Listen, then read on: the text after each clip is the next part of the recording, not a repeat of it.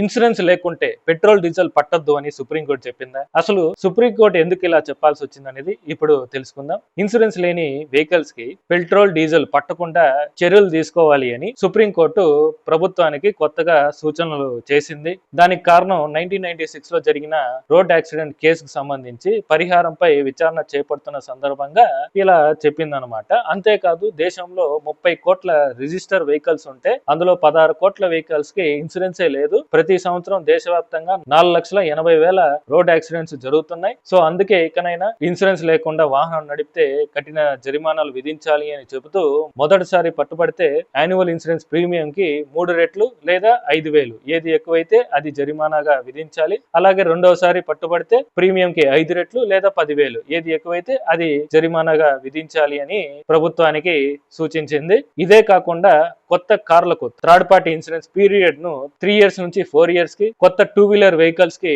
5 years నుంచి 6 years కి పెంచాలని కూడా ప్రతిపాదనలు చేసింది. అయితే ఇది ప్రస్తుతానికి సుప్రీంకోర్టు చేసిన ప్రతిపాదనలు మాత్రమే. అమలు చేయాలా లేదా అనేది ప్రభుత్వం చేతిలో ఉందన్నమాట. మరి ఏం జరుగుతుంది అనేది చూడాలి. సుప్రీంకోర్టు తీసుకొచ్చిన ఈ కొత్త నిబంధనలపై మీరేమనుకుంటున్నారో కామెంట్ చేయండి. Thank you friends.